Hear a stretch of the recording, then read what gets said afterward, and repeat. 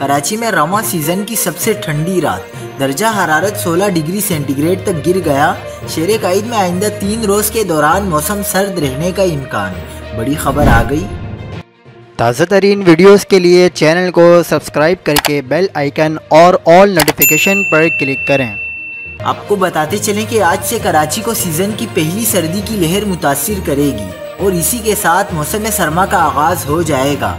इस सर्दी की लहर की शिद्दत कमज़ोर होगी और ये 5 से 6 रोज़ तक जारी रहेगी। इस दौरान बीच शहर में कम से कम दर्जा हरारत 14 से 16 डिग्री तक गिर सकते हैं। शहर के जुनूबी इलाकों में अर्बन हीट और समंदर करीब होने के सबब दर्जा हरारत 16 से 18 डिग्री तक रहेंगे, जबकि शहर के दूर दराज और खुले इलाकों बहरिया टाउन, सरजानी, गुलशन मेमार, मलीर, हदीद में कम से कम दर्जा हरारत 12 से 13 डिग्री तक भी गिर सकता है।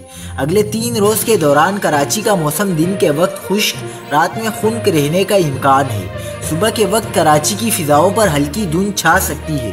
दिसंबर की शुरुआत से सर्दी की शिद्दत में मजीद इजाफा होगा और ज़बरदस्त सर्दी की लहरें आएंगी।